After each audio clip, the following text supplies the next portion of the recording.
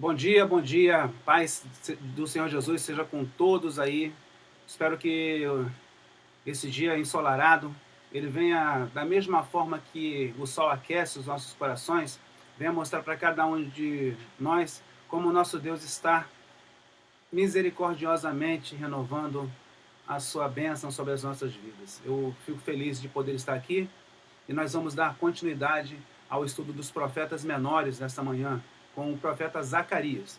É claro que a nossa intenção aqui não é fazer um estudo aprofundado, porque nos falta tempo e também não é o objetivo, né, deste estudo.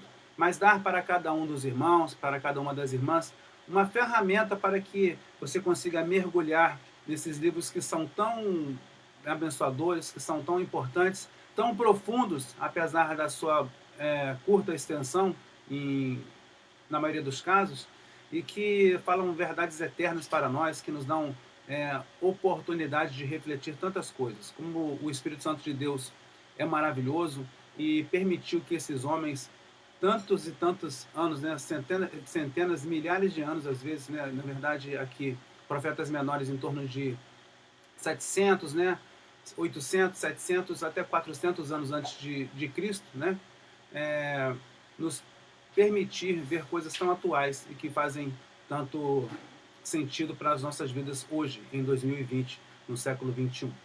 Eu vejo aqui que tem muitos irmãos acompanhando, tem aqui tia Jane está acompanhando, Fernando, meu amigo do seminário, também, bom dia, meu irmão. Irmã Neiva também, bom dia, minha irmã, Deus abençoe. Irmão Hudson está conosco aqui também. Júlio também, né? Júlio também está junto. Bom dia, Júlio, Deus abençoe, meu irmão. Estamos juntos aqui, vamos nessa jornada de estudo sobre os profetas menores, então, falando de Zacarias, né? E se você leu esta semana os textos que foram enviados, você viu que Zacarias é o maior dos profetas menores, né? Tem 14 capítulos, é a maior extensão, e tem uma mensagem bastante densa para que nós possamos compreender, né? O livro de Zacarias tem uma característica muito interessante, porque dentre os livros do Antigo Testamento é um dos dois que tem uma mensagem apocalíptica, né? Da mesma forma que o livro do Apocalipse no Novo Testamento mostra coisas que estão para acontecer, né? E no decorrer da história, nos últimos dias, né? Nós também vemos isso em Zacarias, como também em uma parte de Daniel. Mas vamos nos ater ao estudo de Zacarias nesta manhã.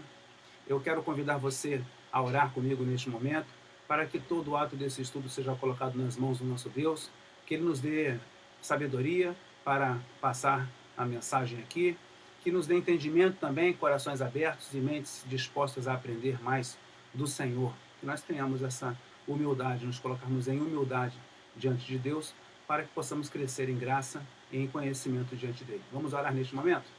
Nosso Deus, nosso Pai, nós te agradecemos por teu amor que nos dá mais um dia, Senhor. Obrigado, Pai, por nos dar essa rica oportunidade. Sabemos que este dia, Senhor Deus, fará grande diferença, porque eu creio, Deus, que neste dia muitas vidas se entregarão ao Senhor. Muitas pessoas terão a oportunidade de se arrepender dos seus pecados e ganhar salvação em Cristo Jesus. E isto é uma dádiva do Senhor. Cada dia que demora a vinda, a segunda vinda do Senhor Jesus a este mundo, é uma oportunidade que recebemos para arrependimento e para entrega de vidas. Pai, então, em nome de Jesus, coloca o teu Espírito Santo agora, Deus, para tocar cada coração, Senhor Deus, e trazer a tua presença, Pai, para que haja vida verdadeira, vida abundante. Pai, em nome de Jesus, nós te pedimos também que o Senhor nos dê discernimento que vem do Senhor, que o Senhor abra mentes e corações aqui para compreender melhor este livro tão rico, Senhor Deus, do profeta Zacarias.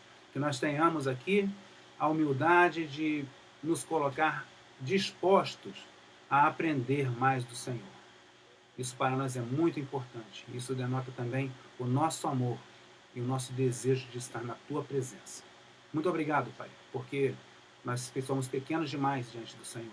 Nós carecemos de conhecê-lo, carecemos de nos achegar cada vez mais a Ti.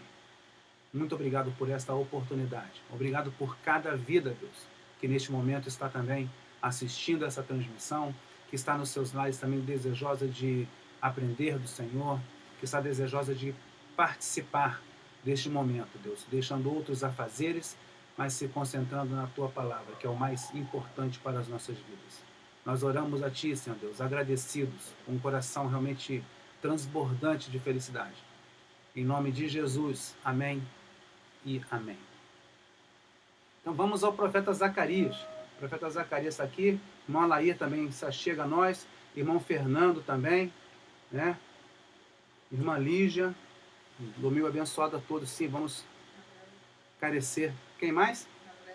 André também está aqui, passou na minha visão aqui, não consegui ver, mas irmã André também, que bom, felicidade de ter os irmãos aqui. Minha tela às vezes demora mais a atualizar, então eu fico um pouco atrasado. Mas vamos para o profeta Zacarias, gente. O profeta Zacarias, ele é muito rico esse livro, se você leu durante a semana, você certamente se maravilhou como eu. Eu estava comentando com Letícia como é rico o livro do profeta Zacarias.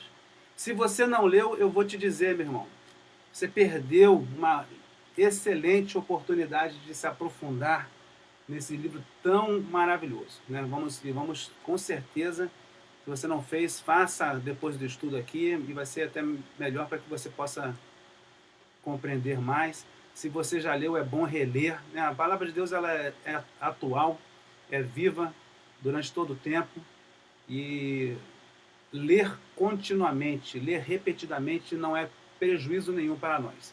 Muito pelo contrário, é uma grande bênção e é enriquecedor para as nossas vidas. Então vamos nós ao profeta Zacarias. Eu destaquei aqui um versículo que me chamou a atenção, entre vários, né, eu tenho que confessar que vários versículos me chamaram a atenção, mas esse me deu um impacto muito forte. Está lá no capítulo 4, versículo 6.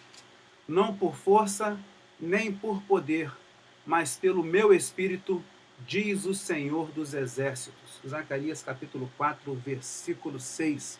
Nem por força, não por força, nem por poder, mas pelo meu Espírito, diz o Senhor dos Exércitos. As traduções dizem também não por força, nem por violência, mas pelo meu poder, pelo meu Espírito, diz o Senhor dos Exércitos. Então isso é muito interessante notar como, de fato, o controle de todas as situações, o controle soberano de tudo está nas mãos do nosso Deus, e como nós podemos confiar nesse controle, né? Vamos aqui, avançando aqui para os cenários, então, que nós encontramos no livro de Zacarias.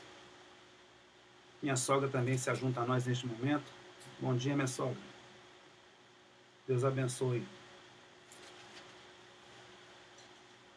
Cenário político, o que acontece então é o mesmo cenário de Ageu.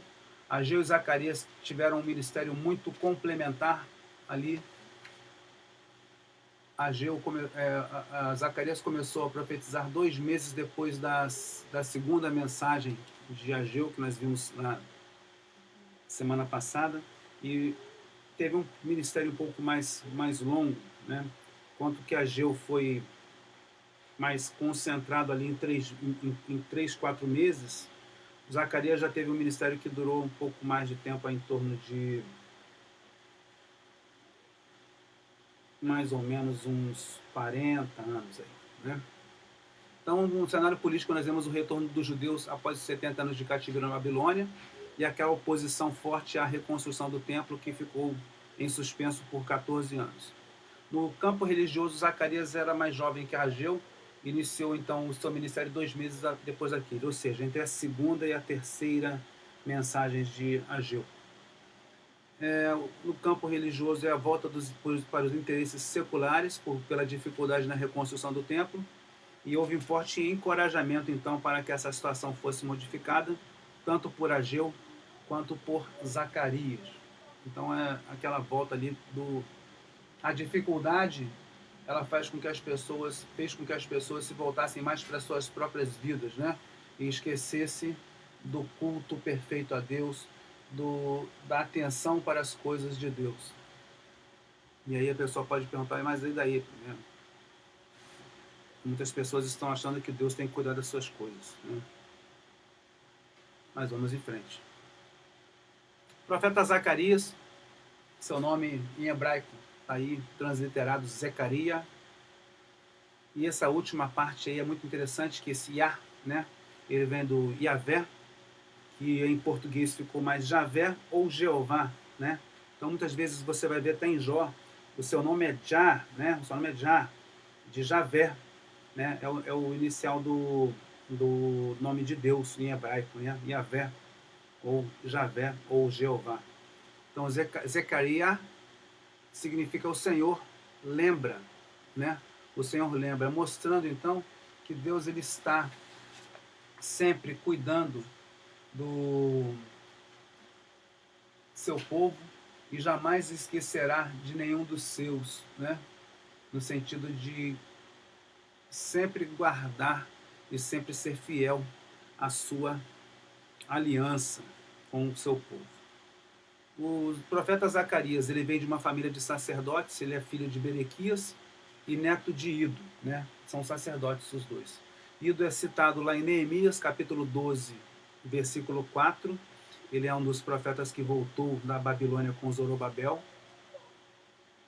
Então, o próprio Zacarias também foi sacerdote, como nós podemos ver em Neemias, capítulo 12, versículo 16. Ele é um dos poucos profetas que também foram sacerdotes. Tive aí, dos menores é o único. Dos maiores nós temos Ezequiel e Jeremias também como profetas e sacerdotes.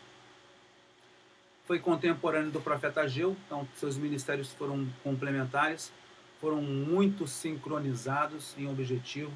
Nós já vimos aqui que, num outro momento, Oséias, não, Obadias, né? Ele trabalhou muito juntamente com Isaías ali, né? Mas cada um dentro da sua característica ali, né? Cada um dentro de um campo específico, um para a parte mais urbana, cosmopolita, e outro mais para a parte rural. Entretanto, Ageu e Zacarias trabalharam para o mesmo público, com o mesmo intento, embora utilizando abordagens diferentes, usando linguagens também diferentes. E isso é muito interessante porque nem todas as pessoas são iguais, nós vivemos em uma grande diversidade no corpo de Cristo, e o que nos une é justamente o vínculo da paz, o vínculo de sermos todos filhos de Deus, todos remidos pelo sangue de Jesus. Mas fora isso, nós temos as nossas particularidades e nós não deixamos de ser diferentes por isso. Mas nem em nenhum momento isso impacta o nosso propósito de estar sempre fazendo a vontade de Deus, e envolvidos no mesmo espírito de proclamar as boas novas de salvação.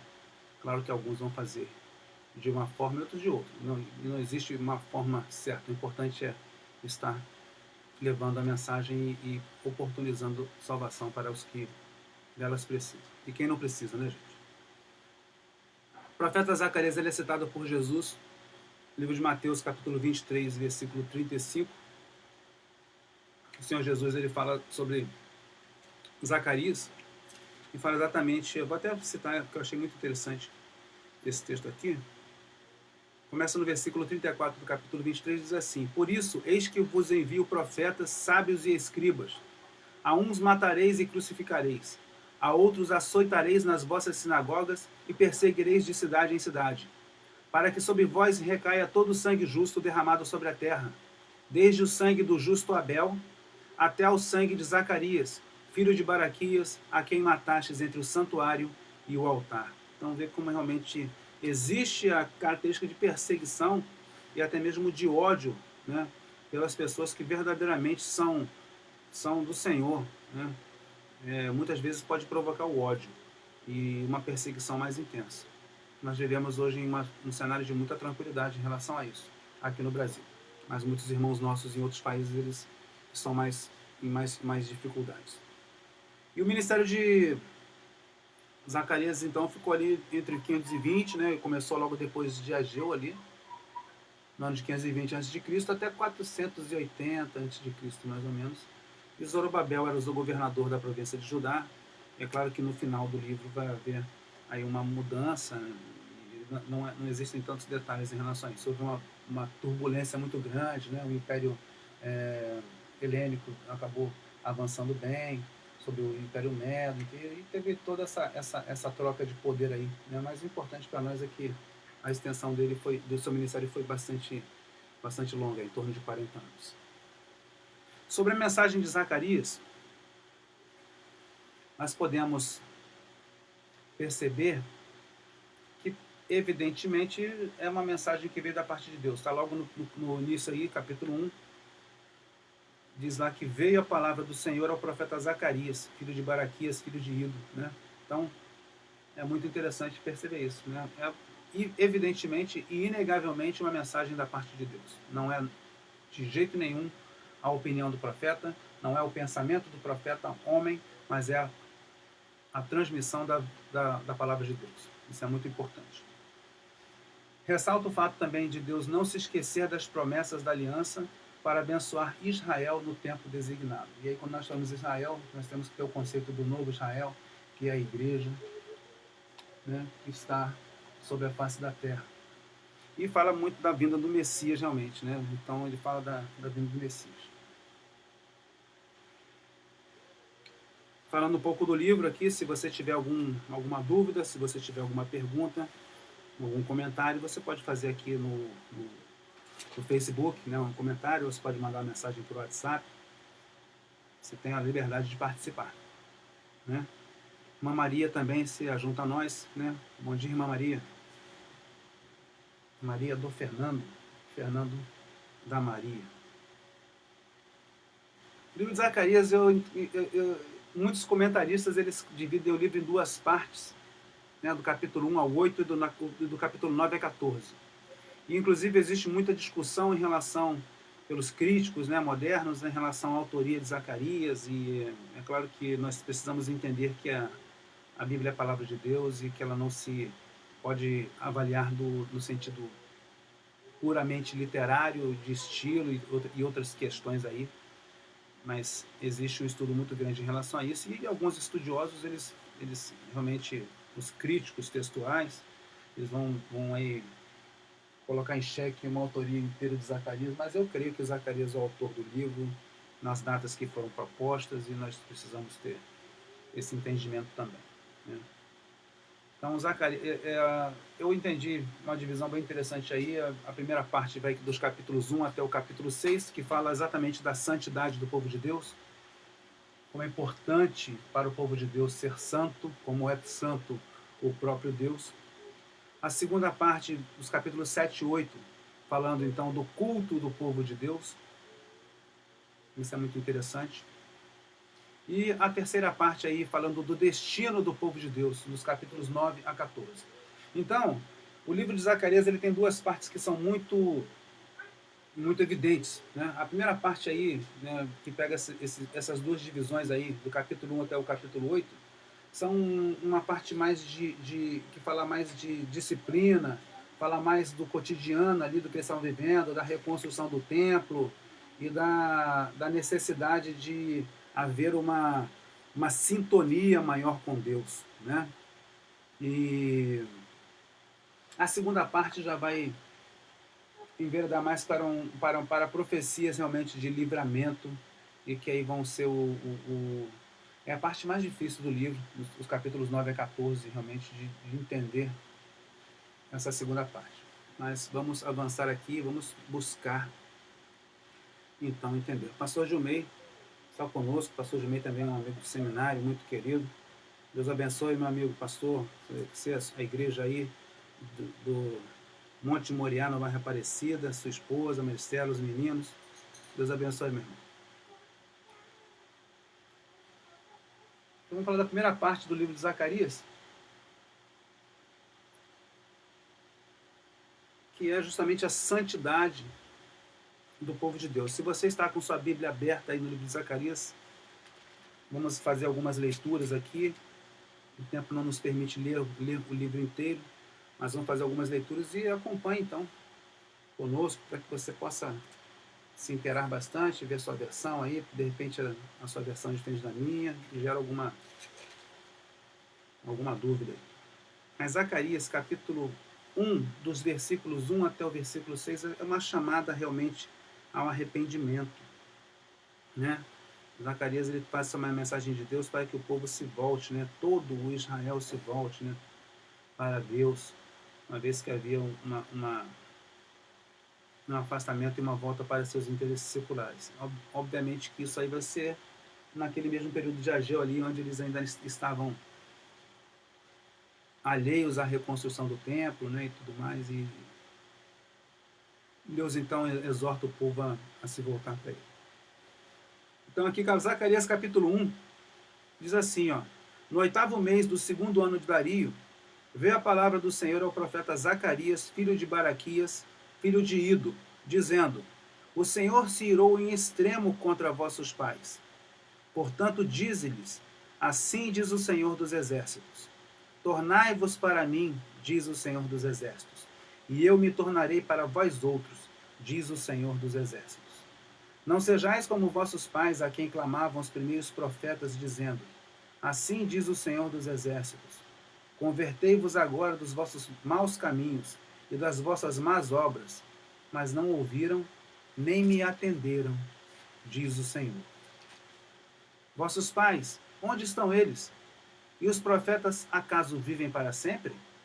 Contudo, as minhas palavras e os meus estatutos, que eu prescrevi aos profetas, meus servos, não alcançaram os vossos pais?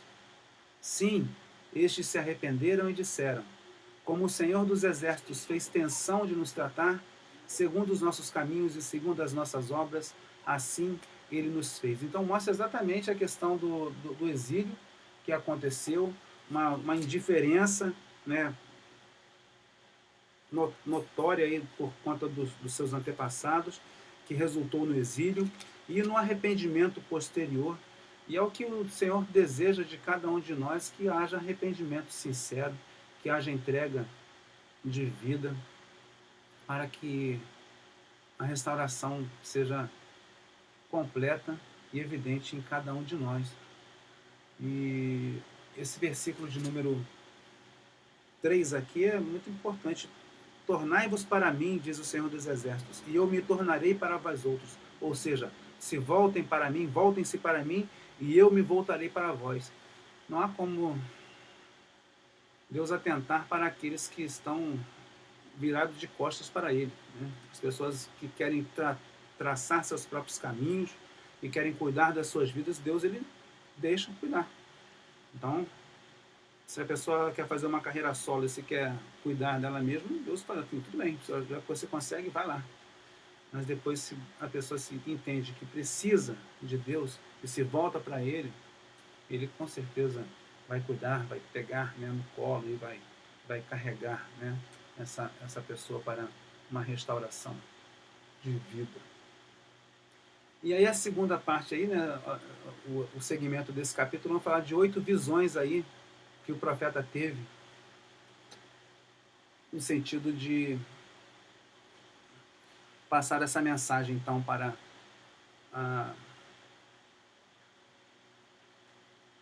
o povo ali de Israel. E aí temos algumas visões aí, né, 8 visões, sendo 5 visões dessa aí de consolação, né, e 3 visões de condenação, vamos dizer assim, né. Então as 5 primeiras são visões de consolação e as 3 seguintes aí, visões de condenação. Primeira visão está aí no capítulo 1, dos versículos 7 a 17, fala aí dos 4 cavaleiros, ou os 4 cavalos, né, o homem entre as murtas. A murta é uma planta, né, muito comum na região ali de Israel. E vai mostrar exatamente a questão do encorajamento. Vamos ler aqui? Do capítulo 1, de 7 a 17. No 24º dia do mês 1º, que é o mês de Sebate, no 2º ano de Dario, veio a palavra do Senhor ao profeta Zacarias, filho de Baraquias, filho de Ido. Tive de noite uma visão, e eis um homem montado num cavalo vermelho. Estava parado entre as murteiras que havia no vale profundo, e atrás dele se achavam cavalos vermelhos, baios e brancos. Então perguntei: meu senhor, quem são estes? Respondeu-me o anjo que falava comigo: eu te mostrarei quem são eles.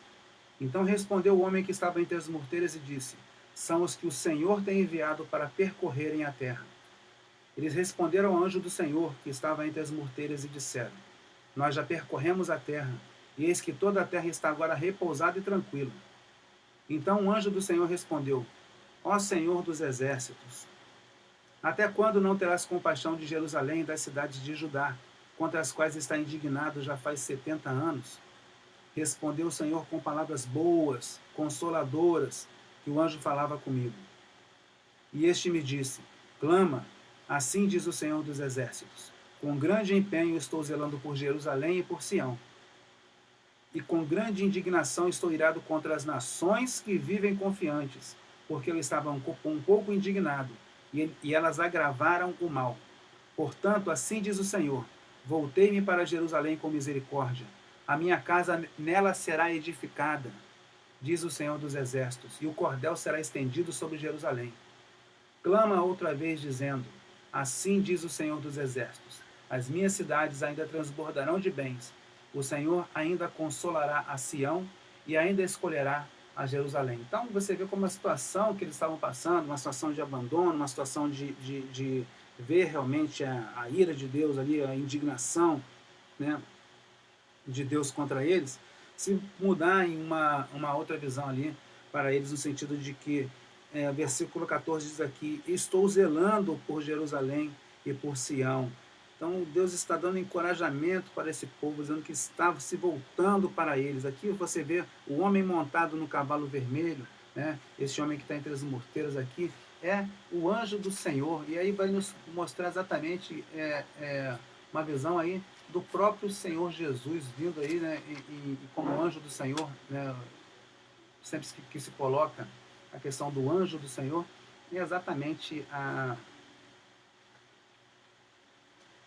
uma designação de Jesus aí no Antigo Testamento, né, porque ainda não veio ainda como homem, né, não veio encarnado no nosso meio, mas mostra exatamente como Deus está cuidando das coisas, e mostra aí os 4 cavaleiros, são os anjos que passam então pelo mundo aí, e para dar um panorama, né, de como está essa situação do mundo, né? Nós não podemos esquecer que Jesus é o anjo, né, mediador do povo na velha dispensação, como está aí dizendo no Antigo Testamento, né? E existe então essa expedição, esse envio de Deus para que eles possam ver como está a situação no mundo aí e dar esse encorajamento. A segunda parte aí, a segunda visão, fala dos 4 chifres e dos 4 ferreiros, versículos 18 a 21. Diz assim, ó: levantei os olhos e vi, e eis 4 chifres. Perguntei ao anjo que falava comigo: que é isto? E ele me respondeu: são os chifres que dispersaram a Judá, a Israel e a Jerusalém. O Senhor me mostrou 4 ferreiros. Então perguntei: que vem fazer estes? Ele respondeu: aqueles são os chifres que dispersaram a Judá, de maneira que ninguém pode levantar a cabeça. Estes ferreiros, pois, vieram para amedrontar, para derrubar os chifres das nações que levantaram seu poder contra a terra de Judá, para a espalhar. Então é muito interessante notar isso aí, né? Esses 4 chifres são as 4 nações que causaram tanto desgosto e desorganização para o reino ali de Israel, né? Então vai falar Síria, Egito, Babilônia e a Média Persa, né? Que o Império Medo-Persa foi que sucedeu o Império Babilônico, então. E são essas 4 nações aí que fizeram tanta bagunça, por assim dizer, né? E colocaram ali. E os 4 ferreiros vai notar exatamente os chefes militares aí, os generais de exércitos ímpios aí, que acabaram por castigar, né, essas nações aí que foram tão amargas para a vida de Judá, né? Então se nota que os inimigos, né, Israel seriam derrotados. É uma visão de livramento. Então. A terceira visão fala do homem com um cordel de medir. Está aí no capítulo 2, de 1 a 13. Diz assim, ó: tornei a levantar os olhos, vi, e eis um homem que tinha na mão um cordel de medir. E perguntei então, para onde vais tu? E ele me respondeu, medir Jerusalém, para ver qual é a sua largura e qual o seu comprimento. Então é interessante ver essa medida ali, né? E o que o Senhor responde, versículo 5, não é preciso medir, né? Porque Jerusalém vai ser como as aldeias sem muros, por causa da multidão de homens e animais que haverá nela. A gente vai notar no tempo aí que Jerusalém está com seus muros, né, sendo reconstruídos, o templo estava ali ainda em ruínas, eles estavam muito desprotegidos, uma cidade sem muros nessa época era muito exposta a qualquer ataque, e o Senhor disse que eles não precisam de muros, né? Versículo 5, pois eu lhe serei um muro de fogo em redor, e eu mesmo serei no meio dela a sua glória. Então vê como que o Senhor disse que haverá uma restauração no reino de Judá e Israel aí, por conta da presença de Deus, da proteção de Deus. E isso é muito, muito interessante, uma visão de restauração, então. E a gente começa a ver, então, como que para eles é mais seguro estar na cidade de Jerusalém sem muros do que estar lá na Babilônia, que era a cidade que eles estavam exilados, que eles estavam ali cativos, né, no sentido de que agora eles estavam com a garantia de que Deus estaria com eles ali junto, guardando e protegendo o seu povo. A quarta visão fala então do sumo sacerdote, né, capítulo 3, versículos 1 a 10, fala do sumo sacerdote Josué, que nós vimos na semana passada, né, no livro de Ageu. E diz assim o texto, né? Deus me mostrou o sumo sacerdote Josué, o qual estava diante do anjo do Senhor, e Satanás estava à mão direita dele para se lhe opor. Mas o Senhor disse a Satanás, o Senhor te repreende, ó Satanás, sim, o Senhor que escolheu Jerusalém te repreende. Não é este um tição tirado do fogo? Ora, Josué, trajado de vestes sujas, estava diante do anjo. Isso é muito interessante, notar como o sacerdote poderia estar fazendo o serviço de Deus com vestes sujas. Isso daria uma sensação de impureza.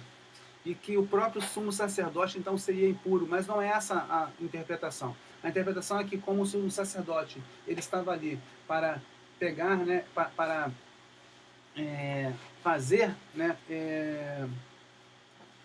levar os pecados do povo até Deus, né? Estes pecados do povo sujavam as suas vestes, né? Então ele precisava ver uma purificação, então, no sentido de que o pecado, né, os pecados do povo deveriam ser lavados. Isso representado então pelas vestes sujas do sumo sacerdote Josué. E mostra então como é necessário que haja a necessidade de uma purificação. Versículo 4. Tomou este a palavra, o anjo, né, e disse ao que estavam diante dele, tirai-lhe as vestes sujas. A Josué disse, eis que tenho feito que passe de ti a tua iniquidade e te vestirei de finos trajes. E disse eu, ponham-lhe um turbante limpo sobre a cabeça. Puseram-lhe, pois, sobre a cabeça um turbante limpo e o vestiram com trajes próprios. E o anjo do Senhor estava ali. Então é muito interessante notar o que se diz logo em seguida, versículo 7. Assim diz o Senhor dos Exércitos, se andares nos meus caminhos e observares os meus preceitos, também tu julgarás a minha casa e guardarás os meus átrios e te darei livre acesso entre estes que aqui se encontram. Então é muito importante isso, essa purificação. Ouve, pois, Josué, versículo 8, sumo sacerdote, tu e os teus companheiros que se assentam diante de ti, porque são homens de presságio. Eis que eu farei vir o meu servo, o renovo. Porque eis aqui a pedra que pus diante de Josué, e sobre esta pedra única estão 7 olhos. Eis que eu lavrarei a sua escultura, diz o Senhor dos Exércitos, e tirarei a iniquidade desta terra num só dia.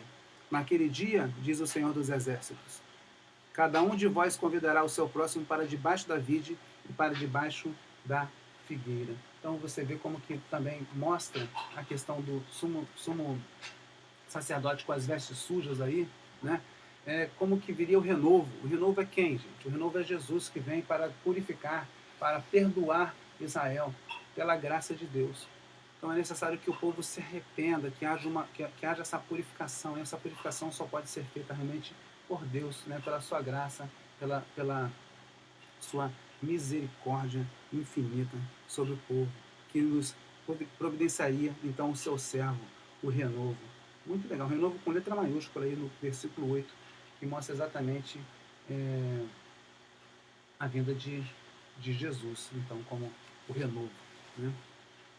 A quinta visão fala do candelabro de ouro e fala então da investidura de poder, está no capítulo 4, versículos 1 a 14. E aí eu quero destacar aqui exatamente o versículo que nós lemos no início, né? Versículo 6, prosseguiu ele e me disse, esta é a palavra do Senhor a Zorobabel, não por força nem por poder, mas pelo meu espírito, diz o Senhor dos exércitos. Ele viu um candelabro de ouro e um vaso de azeite em cima com as 7 lâmpadas, né? E colocou exatamente isso, que não somente Zorobabel, mas a própria nação de Israel seria, com a visão do candelabro, né, uma portadora de luz para as nações. Luz que viria, então, como investidura de poder da parte de Deus. Essa foi a grande dificuldade de Israel, de entender o seu papel no plano redentor de Deus, como povo, né, como povo eleito de Deus, não entender que ele deveria ser luz para as demais nações. E se colocar, então, numa posição de soberba, de orgulho, e não cumprir o seu propósito. E aí que no livro do profeta Zacarias a gente vê exatamente qual era o plano de Deus para a nação de Israel, que ela fosse um luzeiro para o mundo. Não é? Jesus é a luz do mundo, e nós temos que ser sal da terra e luz do mundo. É a missão do Israel, do novo Israel, que está aí abarcando a igreja, que nós sejamos o luzeiro do mundo. Investidura de poder que vem da parte de Deus, para que todas as nações conheçam, então, a esse Deus, para que todas as nações saiam da escuridão, para que todas as nações recebam a luz. E é muito interessante perceber isso. Como que o povo de Deus esqueceu o seu propósito. Como que ele ficou ali maravilhado, não sei qual foi a melhor palavra, mas com a soberba realmente subiu ao coração deles, no sentido de eles esquecerem qual era o seu papel. E nós precisamos lembrar disso também. Qual é o nosso papel no mundo, diante de toda essa escuridão, de todas essas trevas que estão aí sendo cada dia mais iluminadas pela luz de Cristo.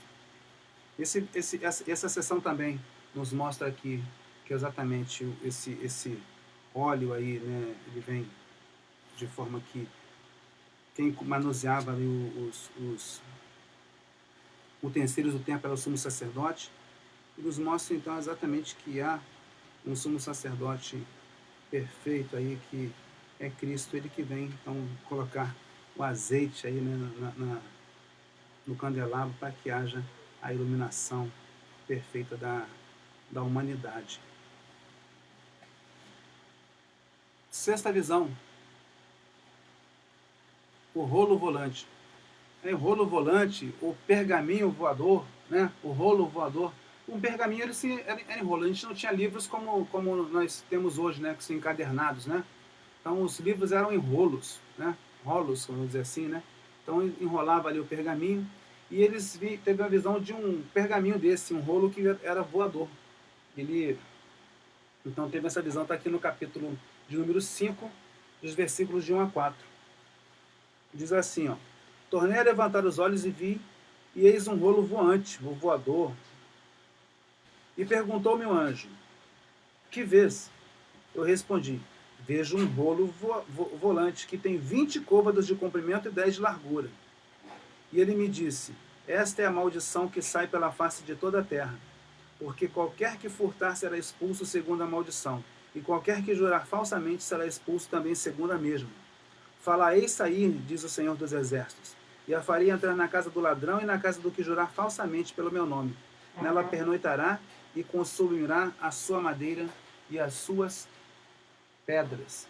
E aí, questão do rolo, né, o pergaminho voador, ele mostra exatamente como um livro, como as palavras, como a profecia que está dizendo aqui, que é exatamente o que a Bíblia é.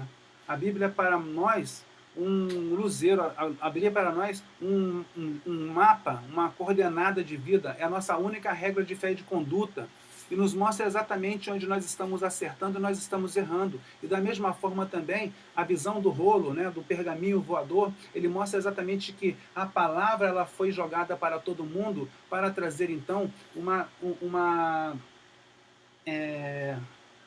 condenação, uma palavra de juízo, na verdade, né? Porque a gente já está pegando então, os 5 primeiras visões são visões de consolação, mas a sexta visão, que já é uma das 3 últimas, fala então já do juízo, né? Das profecias de julgamento. Então, quando a palavra de Deus ela se coloca à luz de todas as pessoas, ela para uns ela é salvação, para outros ela é condenação, porque está escrito, e se está escrito a palavra de Deus, não há como se voltar contra ela. Então é exatamente isso, uma vez que o juízo de Deus se tornou conhecido de todas as pessoas, já não havia mais como dizer, eu não sei, eu não conheço. Quando a gente vai lembrar lá da visão do rico e Lázaro no Novo Testamento, né, Lucas capítulo 15, o rico está lá num grande tormento, num grande sofrimento, tudo mais, e ele fala, eu quero voltar para falar com os meus irmãos, mas Abraão diz assim, não, eles têm Moisés e os profetas, que é justamente o que está escrito, são os pergaminhos, são os rolos que estão aí sendo colocados. Então, é interessante notar isso, que a lei deve ser lida por todo o povo, para todo o povo, de forma que não houvesse ali a alegação de ignorância. É o que nós precisamos fazer, pregar a palavra, para que não haja a alegação de ignorância. Porque as pessoas, não, eu não conhecia, eu não sabia o que estava acontecendo. Então a gente precisa entender a questão do rolo, né, do pergaminho que está voando. Então, é maldição sobre quem rejeita a lei e a aliança. É maldição sobre quem rejeita essa palavra que está voando. Irmã Lígia coloca aqui um comentário sobre o capítulo 3, versículo 7, né? Diante do anjo do Senhor, há esperança para o povo de Deus. Nesse tempo, a casa de Deus estava desamparada e o povo carecia ter uma visão celestial. Entender que Deus é maior que os problemas, os montes. Capítulo 4, versículo 7. Muito, muito interessante. É isso mesmo, irmão. Deus é maior do que os nossos problemas, exatamente. Por mais que eles tivessem ali aquela situação de desespero, né? Eles tinham e continuam tendo um Deus que é maior. Aqui, creio que foi irmão aí, não sei quem foi que postou aqui, Deus promete abençoar seu povo, mas a rebeldia faz com que ele perca as bênçãos do Senhor. E hoje não é diferente. Foi postado aqui o nome do perfil da igreja, não sei se foi irmão Laí, foi Josué, não sei, mas está aqui uma boa observação também. Então a sexta visão já é uma das primeiras 3 visões que falam visões de julgamento. Então, não é possível alegar ignorância em relação à palavra de Deus, porque essa palavra se tornou conhecida de todas as pessoas. A palavra de Deus está aí, disponível, e hoje muito mais. Você tem a Bíblia em N versões, eu não sei nem quantas versões você consegue encontrar. No celular, se você tiver, você carrega 30 Bíblias, 40 Bíblias, então, se você tiver dúvida de uma palavra, você consegue comparar o versículo com 15, 20 versões de uma vez para poder pegar a diferença ali, né? Então é muito complicado. Vamos avançar? A sétima visão fala da mulher e do Efa. O Efa é uma unidade de medida que comportava em torno de 32 litros, né? Então é como se fosse uma vasilha ali com uma mulher. Vamos ler capítulo 5, de 5 a 11. Saiu o anjo que falava comigo e me disse, levanta agora os olhos e vê que é isto que sai. Eu perguntei, que é isto? E ele me respondeu, é um efa que sai. E disse ainda, isto é iniquidade em toda a terra. Eis que foi levantada a tampa de chumbo, e uma mulher estava sentada dentro do efa. Prosseguiu o anjo, isto é a impiedade. E a lançou para o fundo do efa, sobre cuja boca pôs o peso de chumbo. Levantei os olhos e vi, e eis que saíram duas mulheres. Havia vento em suas asas, que eram como de cegonha, e levantaram um efa entre a terra e o céu. Então perguntei ao anjo que falava comigo, para onde levam elas o efa? Respondeu-me, para edificarem aquela mulher em uma casa na terra de Sinar. E estando esta acabada, ela será posta ali, em seu próprio lugar.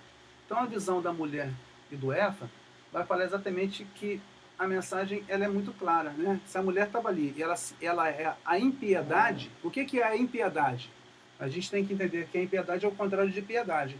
Impiedade é viver uma vida correta diante de Deus, uma vida que agrada ao Senhor, uma vida de santidade, de busca a Deus. Isso é piedade. Então a impiedade é justamente viver contrariamente ao que Deus deseja para as nossas vidas. E a visão do efa, dizendo que ela foi colocada dentro dessa vasilha, dentro dessa medida, né, é para dizer exatamente que ela teve que ser retirada dali. Então o pecado tem que ser removido da face da terra. O pecado tem que ser removido da terra. Não há como chegar e manter essa terra, e vamos colocar aí já, passando já numa transição da profecia aqui, para exatamente novos céus e nova terra. Né? Não há como ter o novos céus e nova terra com o pecado, porque nessa nova realidade não haverá pecado, não haverá impureza, porque o próprio Deus estará habitando no meio dessa nova cidade, junto com o seu povo.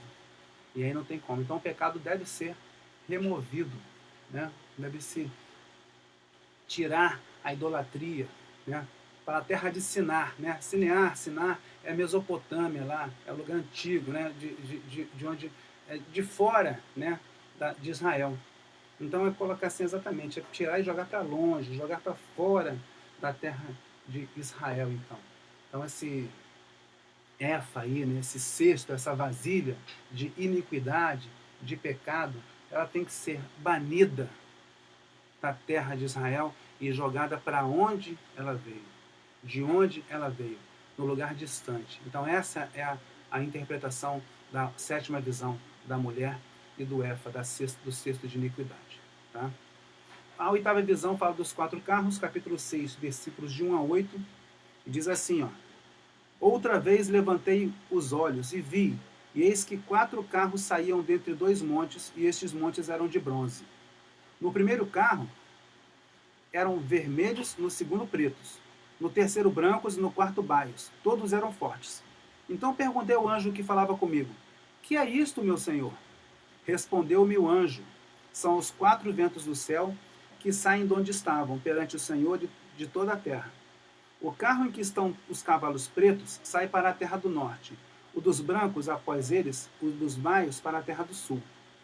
Saem assim os cavalos fortes, forcejando por andar avante, para percorrerem a terra.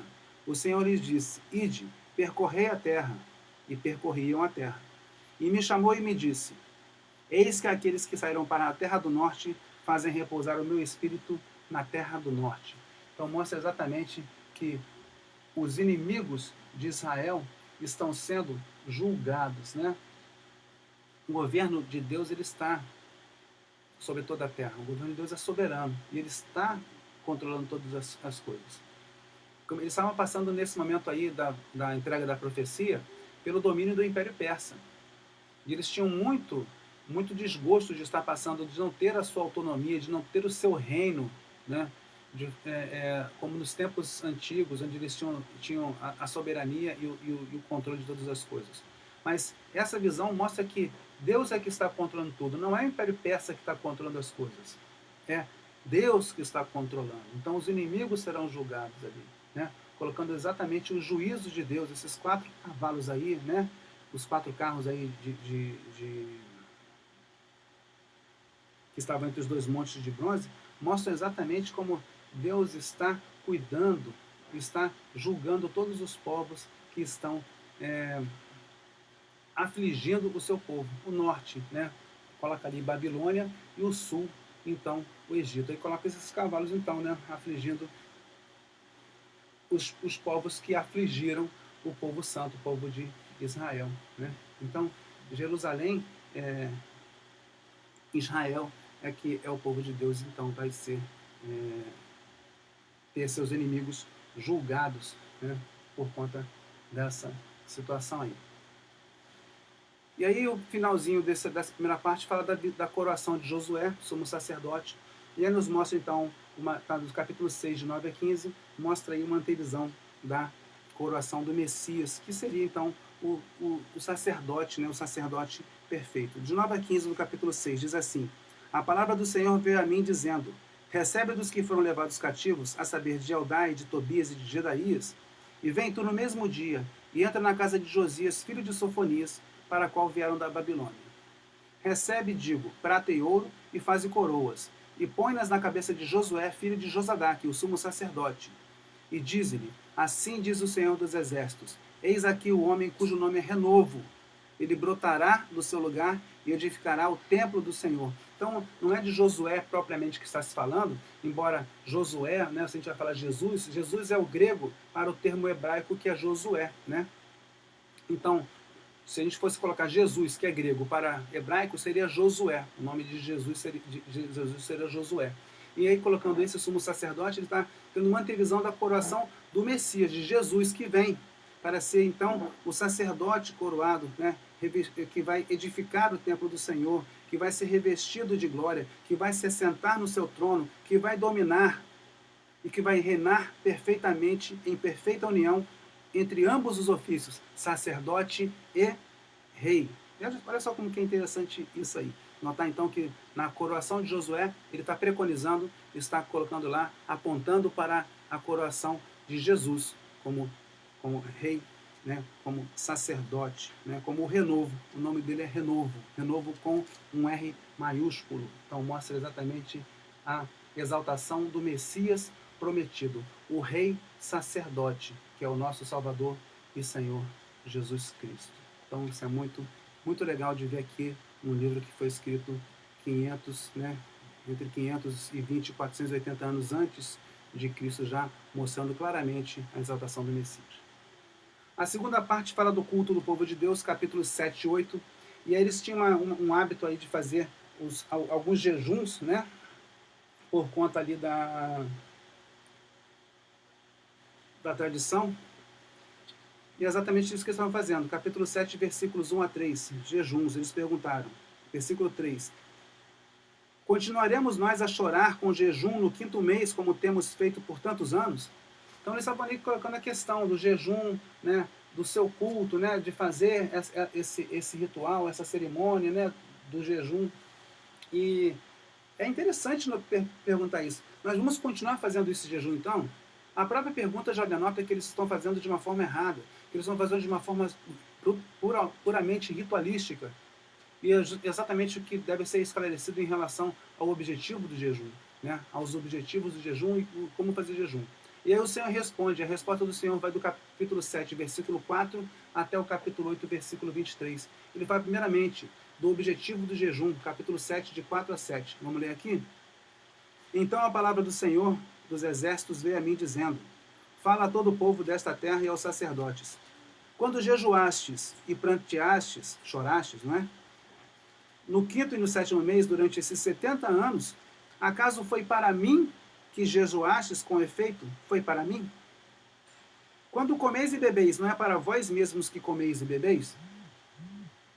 Não ouvistes, vós, as palavras que o Senhor pregou pelo ministério dos profetas que nos precederam? Quando Jerusalém estava habitada e em paz com as suas cidades ao redor dela, o sul e a campina eram habitados? Então ele pergunta, vocês estão fazendo para vocês ou estão fazendo para mim? O jejum é para vocês ou é para mim? E essa é uma grande questão de que precisamos entender. Muitas pessoas não conseguem entender hoje o objetivo do jejum. As pessoas colocam o jejum como um propósito para conseguir coisas, como quase uma moeda de troca com Deus. E, na verdade, o jejum deve ser para que as pessoas se aproximem mais de Deus, que elas, privadas do alimento, privadas daquele refrigério material, elas consigam, então, exaltar o espiritual sobre a carne. Então é para Deus, no final das contas, não para a própria pessoa. Então o objetivo do jejum é para Deus, não para a própria pessoa, não é para conseguir alguma coisa. A gente não faz jejum para conseguir algo. A gente faz jejum para nos aproximar mais de Deus, para ter essa, essa aproximação, esta é, chegada, né, à parte de Deus. Porque senão fica ritual. Porque Deus ele quer o que está aqui, versículos 8 a 14 do capítulo 7. Né? A palavra do Senhor veio a Zacarias dizendo: assim falara o Senhor dos Exércitos, executai juízo verdadeiro, mostrai bondade e misericórdia cada um a seu irmão. Não oprimais a viúva, nem o órfão, nem o estrangeiro, nem o pobre, nem intente cada um em seu coração o mal contra o seu próximo.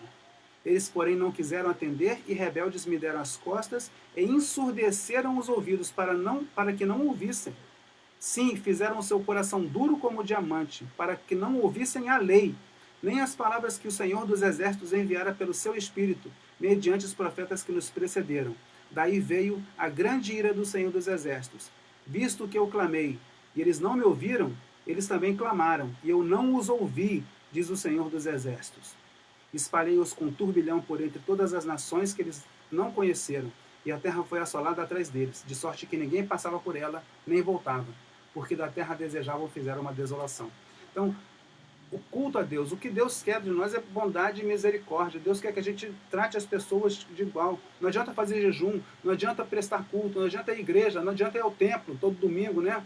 Se a gente não tem uma vida de piedade diante de Deus, se a gente não trata o nosso próximo com bondade e misericórdia da forma como Deus nos trata. E é o que ele está falando aqui, eles fizeram o coração duro, eles fecharam seus ouvidos, eles fizeram os ouvidos surdos para não ouvir a lei. E muitas pessoas hoje em dia estão ouvindo a palavra de Deus e estão selecionando qual a parte que é agradável para elas. As pessoas querem ouvir o que agrada, mas não querem ouvir a palavra de Deus inteira.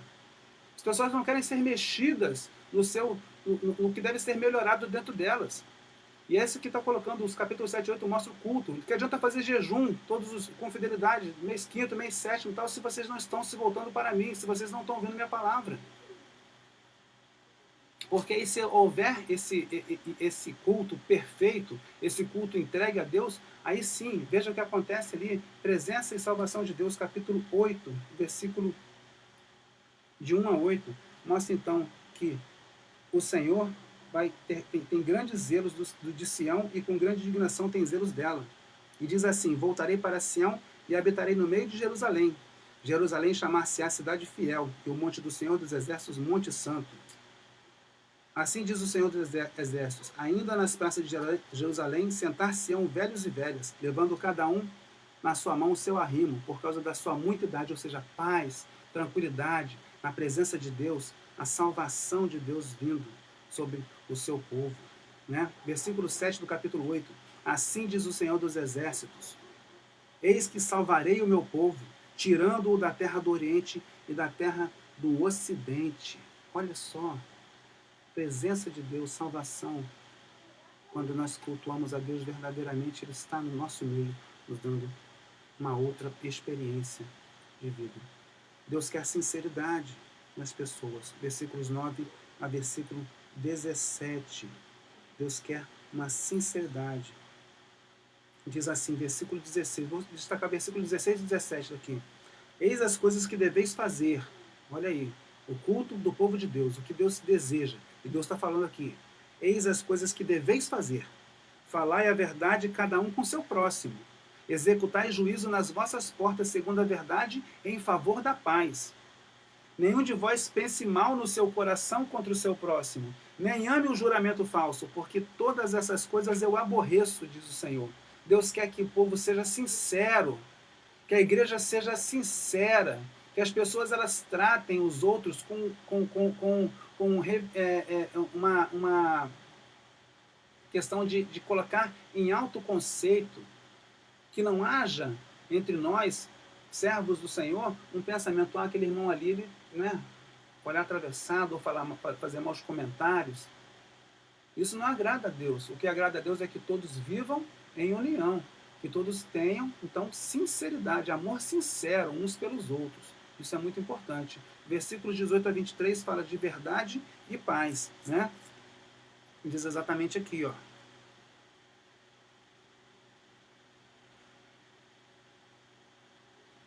A palavra do Senhor dos Exércitos veio a mim dizendo: assim diz o Senhor dos Exércitos, o jejum do 4º mês e do 5º e do 7º e do 10º serão para a casa de Judá regozijo, alegria e festividades solenes. Amai, pois, a verdade e a paz. Verdade e paz, que vem de sinceridade, de bondade, de misericórdia, é o que nós desejamos e que depende de nós fazermos. Mas isso só é possível quando nós temos um coração transformado por Cristo, pelo Espírito Santo de Deus. Senão a gente fica somente cumprindo rituais. O que o povo estava fazendo era cumprir rituais. Fazer jejuns, e chega um ponto e fala, a gente vai ter que continuar fazendo? Se você chega e pergunta se você precisa continuar fazendo, é porque você não está fazendo de coração de fato, que as pessoas não estão fazendo de coração de fato. Estão prestando um culto imperfeito. E a última parte daqui diz exatamente o destino do povo de Deus. Então aí Zacarias já entra na parte mais apocalíptica mesmo, vai mostrar mesmo revelação profética e vai mostrar então a primeira vinda do Messias e a vinda final. Primeira vinda do Messias, os capítulos 9 a 11, aí coloca aí, capítulo 9, de 1 a 10, vai mostrar o rei que está vindo já anunciado. Eu destaco aí exatamente os versículos 9 e 10 dessa parte, que mostra aqui, ó, alegra-te muito, ó filha de Sião, exulta, ó filha de Jerusalém, eis aí te vem o teu rei, justo e salvador, humilde, montado em um jumento, num jumentinho, cria de jumenta. Destruirei os carros de Efraim e os cavalos de Jerusalém, e o arco de guerra será destruído, e ele anunciará paz às nações. O seu domínio se estenderá de mar a mar, e desde Eufrates até as extremidades da terra. Não é essa aí exatamente a entrada triunfal de Jesus em Jerusalém na semana da paixão, quando ele foi aclamado e entrou montado num jumentinho? Não é isso que aconteceu 500 anos depois? Exatamente isso aí, né? Então está mostrando exatamente o rei que está vindo anunciado. E o que seria o programa então desse rei? Está aqui, versículos 11, né, do capítulo 9 até o 12 do versículo 10. E mostra então que haverá aqui uma reorganização das coisas, né? Haverá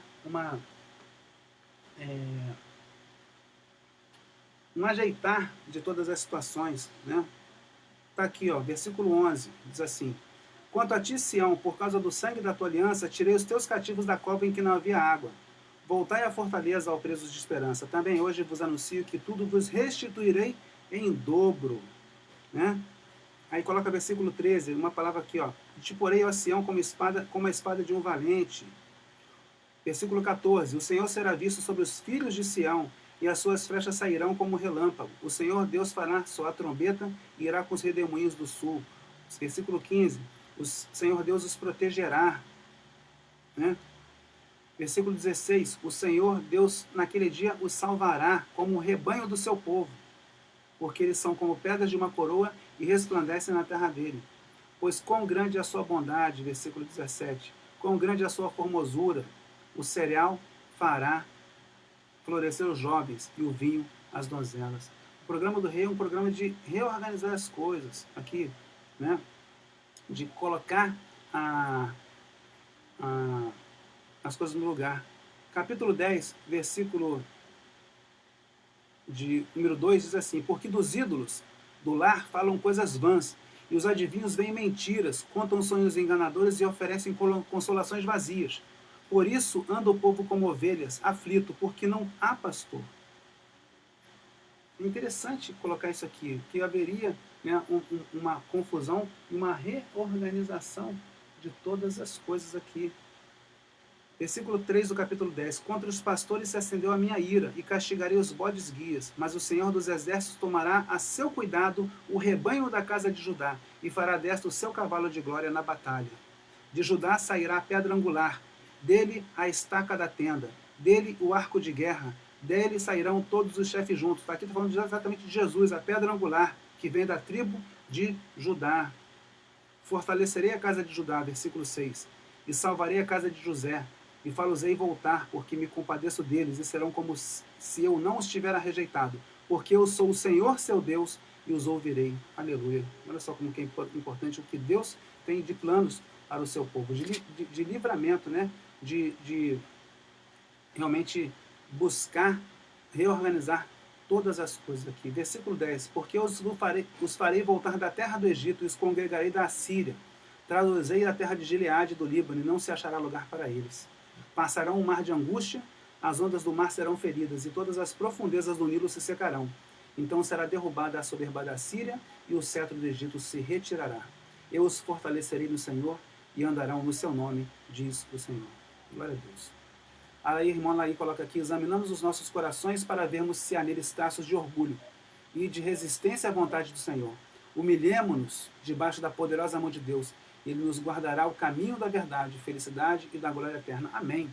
É isso, nós precisamos rever a nossa posição diante de Deus. E mostra aí capítulo 11, esse capítulo 11 para mim foi muito impactante de ler, que mostra aí o rei rejeitado realmente, né? E como Deus ele se coloca como um pastor sobre o seu povo, né? Para mesmo quando existe um rejeitar aí, né? Então mostra o bom pastor e o pastor inútil, né? E como está tendo isso, como está tendo pastores que estão realmente não estão pastoreando nada, pastores que estão enganando o povo, pastores que estão levando as pessoas à destruição. Aqui, capítulo 11, versículo 4. Assim diz o Senhor meu Deus: apacenta as ovelhas destinadas para a matança. Olha só, ovelhas destinadas para a matança. Aqueles que as compram matam-nas e não são punidos. Os que a vendem dizem: louvado seja o Senhor, porque me tornei rico. E os seus pastores não se compadecem delas. Certamente já não terei piedade dos moradores dessa terra, diz o Senhor. Eis, porém, que entregarei os homens, cada um nas mãos do seu próximo, e nas mãos do seu rei. Eles ferirão a terra, e eu não os livrarei das mãos deles. Versículo 7. Apacentai, pois, as ovelhas destinadas para a matança, as pobres ovelhas do rebanho. Tomei para mim 2 varas, a uma chamei graça, e a outra união, e apacentei as ovelhas. Dei cabo dos 3 pastores no mês. Então perdi a paciência com as ovelhas, elas também estavam cansadas de mim. Então disse eu: não vos apacentarei, o que quer morrer, morra, o que quer ser destruído, seja, e os que restarem comam a cada um a carne do seu próximo. Tomarei a vara chamada graça, e a quebrei, para anular minha aliança que eu fizera com todos os povos. Pois anulada naquele dia, e os pobres do rebanho que fizeram caso de mim reconheceram que isso era a palavra do Senhor. E eu lhes disse: se vos parece bem, dai-me meu salário, e se não, deixai-o. Pesaram, pois, por meu salário 30 moedas de prata. Então o Senhor me disse: arroja isso ao olheiro, esse magnífico preço em que foi avaliado por eles. Tomai as 30 moedas de prata e as arrojei ao oleiro na casa do Senhor. Então quebrei a segunda vara chamada união, para romper a irmandade entre Judá e Israel. Mostra a divisão do reino, mostra aí exatamente como que existe uma rejeição ao bom pastor. É preferível ficar com um pastor que come a carne, né, das ovelhas, né, que pega as ovelhas gordas e que come essa carne, né? Versículos 15, 16 e 17 diz assim, ó: o Senhor me disse: toma ainda os petrechos de um pastor insensato, porque eis que suscitaria um pastor na terra, o qual não cuidará das que estão perecendo, não buscará desgarrada, não curará que foi ferida, e nem apacentará sã, mas comerá a carne das gordas e lhes arrancará até as unhas. Ai do pastor inútil, que abandona o rebanho. A espada lhe cairá sobre o braço e sobre o olho direito. O braço completamente lhe secará, e o olho direito de todo se escurecerá. Paz, como que é forte isso aqui. Como é duro o castigo sobre esses falsos pastores que estão aí se aproveitando das suas ovelhas. E como é difícil para essas ovelhas que estão sendo enganadas por esses pastores também. Né? Rejeitando ao rei, ao bom pastor, ao pastor supremo. É muito, muito complicado. Foi o que aconteceu, né? Jesus veio e foi rejeitado por suas ovelhas, né? Por seu povo. E finalmente aqui a vinda final do Messias, né? Capítulos 12 a 14, e já estamos encerrando, mostra então o livramento de Israel, o físico, o espiritual e a sua restauração final. Então o capítulo 12, de 1 a 14, mostra então o livramento físico de Israel, mostra então como que haverá então uma restauração da soberania de Israel, né, de que haveria então uma conversão, né, uma santificação de Israel, no sentido de que eles estejam, né, libertos. Está aqui, o capítulo 12, versículo 9, diz assim: naquele dia procurarei destruir todas as nações que vierem contra Jerusalém, e sobre a casa de Davi, e sobre os habitantes de Jerusalém derramarei o espírito da graça e de súplicas. Olharão para aquele a quem transpassaram, pranteá-lo-ão como quem pranteia por um unigênito, e chorarão por ele como se chora amargamente pelo primogênito. Então, o livramento de Israel passa pelo físico, passa pelo arrependimento por terem transpassado aquele que foi transpassado por eles, chorar como se pranteia por um unigênito, e Jesus é o unigênito do Pai, né? E chorarão como se chora amargamente pelo primogênito, né?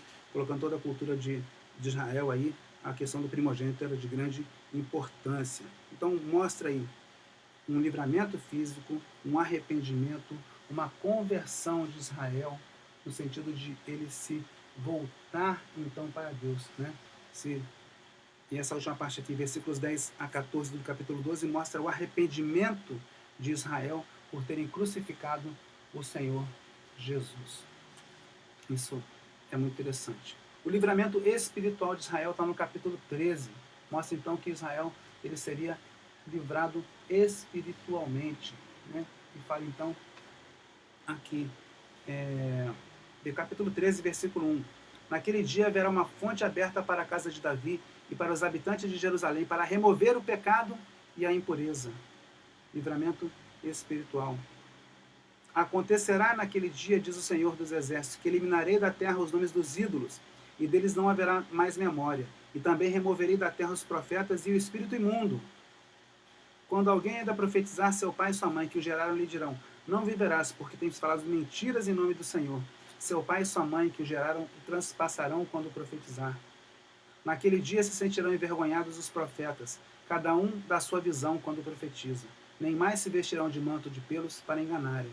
Cada um, porém, dirá: não sou profeta, sou lavrador da terra, porque fui comprado desde a minha mocidade. Se alguém lhe disser: que feridas são essas nas suas mãos?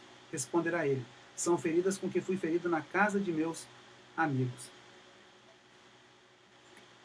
Porque o pastor, né, ele tem ali uma vida muito dura, né? Então tem suas mãos até feridas no seu ofício ali, né? O profeta também, por conta disso.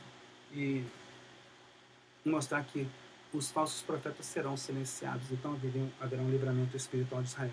A linguagem dos capítulos 9 a 14 é muito difícil de se compreender, há muitas visões, há muitas ilustrações, né, que precisa se colocar em profundidade para extrair todos os elementos, né, e entender com mais profundidade.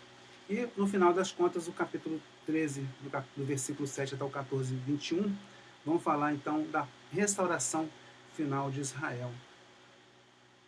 Versículo 7. Desperta a espada contra o meu pastor e contra o homem que é o meu companheiro, diz o Senhor dos Exércitos. Fere o pastor e as ovelhas ficarão dispersas, mas volverei a mão para os pequeninos.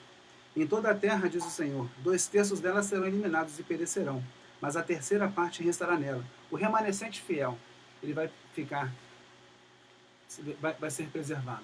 O remanescente fiel vai se manter até o final. Farei passar a terceira parte pelo fogo, e a purificarei como se purifica a prata, e a provarei como se prova o ouro, e ela invocará o meu nome, e eu a ouvirei, direi: é meu povo, e ela dirá: o Senhor é meu Deus. Restauração final de Israel, o remanescente fiel continua aí. E aí continua no capítulo 14, mostrando aqui, a partir do versículo 16 aqui, versículo 8, naquele dia também sucederá que correrão de Jerusalém águas vivas, né? Metade para o mar oriental e outra metade para o mar ocidental, correndo águas vivas, uma alegoria para o Espírito, né? Quando fala de água, né? De água viva ali, né? Versículo 16, todos os que restarem de todas as nações que vieram contra Jerusalém subirão de ano em ano para adorar o Rei, o Senhor dos Exércitos, e para celebrar a festa dos tabernáculos. Né? Versículo 20, naquele dia será gravado nas campainhas dos cavalos: Santo ao Senhor, e nas panelas da casa do Senhor serão como as bacias diante do altar. Sim, todas as panelas em Jerusalém e Judá serão santas ao Senhor dos Exércitos. Todos os que oferecerem sacrifícios virão, lançarão mão delas e nelas cozerão a carne do sacrifício. Naquele dia já não haverá mercador na casa do Senhor dos Exércitos.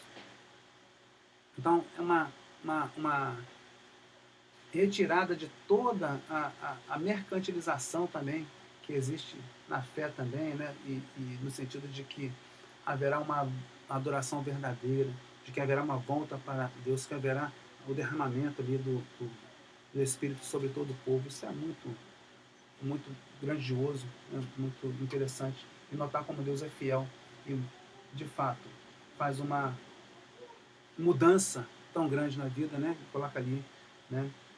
Como diz aqui, naquele dia todos os cavalos serão com suas campanhas gravadas Santo ao Senhor, e as panelas, né, serão como vai ser diante do altar.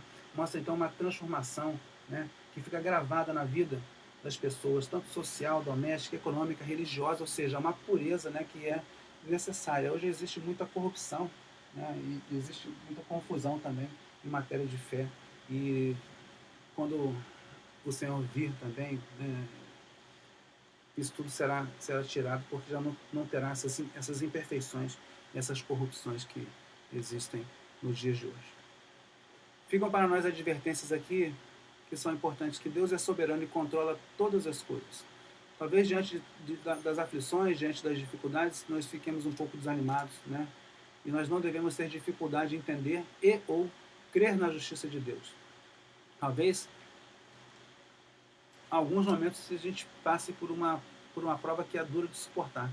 Mas a gente não pode esquecer que Deus é justo e que Deus vai fazer todas as coisas, ao final, serem consertadas, como ele mostrou aqui no livro de Zacarias. Né? Por mais que tivesse toda aquela confusão, que eles tinham passado sofrimento, que eles tinham sido exilados, que estavam passando aquele momento ali de ter que reconstruir o templo, de não ter um templo tão bom como era o anterior, e toda a dificuldade, todo o sofrimento, ao final tudo vai ser consertado porque Deus é justo.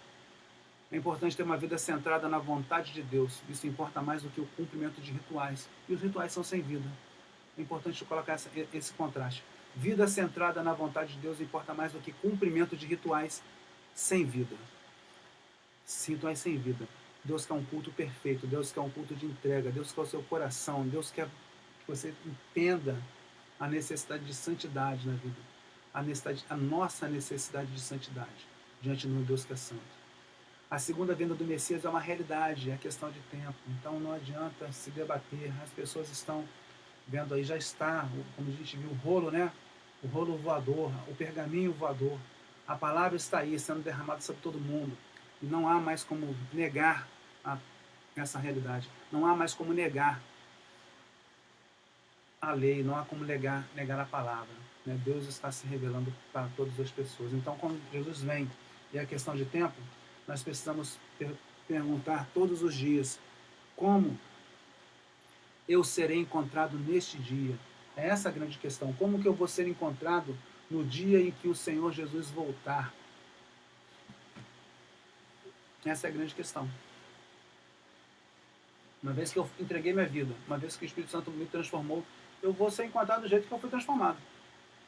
Eu só teria algum problema se eu não fui verdadeiramente transformado, porque eu vou ser encontrado na velha vida, ainda necessitando de transformação. Mas se eu já fui transformado por Deus, eu estou tranquilo, porque eu serei encontrado lá por Ele, da forma como Ele me fez ficar. Isso que é o mais importante. Isso é fantástico. Né? Aqui são as obras que nós temos, então, como referência. Uma questão de sempre colocar também, a gente precisa citar as fontes de pesquisa. E nós vamos encerrando por aqui. Esse aqui é um livro denso, um livro difícil, mas que nos deu uma visão aí do que Deus quer nos falar através do livro de Zacarias. Os capítulos 9 a 14 são especialmente difíceis, mas eles estão nos mostrando aí vitória, triunfo sobre todas as dificuldades que nós estamos passando hoje em dia, sobre tudo que nós vivemos, né? Por mais difícil que seja, no final tudo vai dar certo, porque aí sim a vontade dele vai se fazer plenamente sobre cada um dos seus filhos, cada um dos que estão debaixo da sua graça. Então a gente está enxergando as coisas difíceis agora, está enxergando dificuldade, está enxergando, né, obstáculos muito grandes, não se desespere. No final, tudo estará exatamente como Deus deseja, e vai estar tudo restaurado, tudo perfeitamente em ordem. Você tem que colocar toda a sua fé e sua confiança nesse sentido, de que Deus está controlando e que Ele é um Deus fiel, que Ele não vai deixar de amparar e cuidar dos que lhe são fiéis. Então, fidelidade é uma palavra importante também quando a gente fala, né, do livro de Zacarias. Os fiéis, o remanescente fiel. Esse remanescente fiel é que chegar no final e falar, que ele vai falar, esse é meu povo, e eles vão falar, esse é o nosso Deus. Amém? Vamos então encerrar essa lição de hoje, vivendo a cada dia de acordo com o que Deus quer que nós vivamos, que nós tenhamos esse empenho de viver como Deus, Ele quer que nós vivemos, tá bom? Que nós possamos ter aqui. Irmã Lígia coloca aqui, louvado seja Deus, porque aqui neste mundo já desfrutamos parte daquilo que Cristo plantou, não havendo mais condenação para aqueles que se arrependem e creem nele. Somos providos de bênçãos e graça espiritual, porque Deus está em nossa defesa sempre. E se somos perdoados é para andarmos em seus caminhos e nos deitarmos em adoração. Aleluia. Deus é soberano e reina antes da fundação do mundo. E tudo que Ele prometeu, aleluia, tudo que Ele prometeu vai acontecer. É verdade. Temos fé em suas promessas e alcançaremos a nova Jerusalém, onde se completará a plenitude celestial. Eu creio nisso. Você crê? Se nós cremos, nós estamos indo no caminho de certeza. E isso é fé. Fé é essa certeza de que nós temos que o nosso Deus fiel estará cumprindo suas promessas. Então é a primeira coisa. Tá bom? Vamos orar? Vamos colocar o restante desse dia na presença do Senhor e que o nosso coração seja continuamente trabalhado pelo Espírito Santo. Nosso Deus e Pai, obrigado por esse estudo, obrigado por nos dar essa oportunidade, obrigado por cada vida, Deus, que se dedicou a buscar entender mais de Ti. Que o Senhor continue trabalhando com o Seu Espírito Santo em cada vida, Senhor Deus, para que essa introdução que aqui foi feita, ela seja uma chave, Senhor Deus, para trilharmos caminhos mais profundos, Senhor Deus, na Tua Palavra. Talvez o livro de Zacarias seja um pouco difícil de entender, e de fato é. Mas juntos nós podemos fazer mais e melhor para nos aprofundarmos em conhecimento do Senhor e entendermos o que nos foi deixado tão preciosamente. Abençoa o nosso dia, Senhor Deus, dá-nos tranquilidade, paz, para que possamos agradá-lo, Senhor Deus, em tudo que fizemos. E à noite nós esperamos também estar juntos para lhe prestar mais um culto, Senhor Deus, para exaltá-lo sobre todas as coisas, porque somente o Senhor é digno. Abençoa cada família, cada vida que aqui está acompanhando esse estudo. É o que nós te pedimos e agradecemos em nome de Jesus. Amém. Que tenham todos um ótimo dia na presença do nosso Rei. Fiquem com Deus, aproveitem, né, da forma que puder, esse domingo de sol, esse domingo maravilhoso. Olhem para fora, veja como que o nosso Deus é maravilhoso, que está se revelando nessa natureza, está se revelando nesse sol, está se revelando em todas as coisas. Contemple a miudeza, contemple os detalhes da criação de Deus. E se regozije verdadeiramente de estar na presença desse Deus, um Deus tão bom, um Deus que é por cada um de nós. Um bom dia. Fiquem na paz do Senhor Jesus.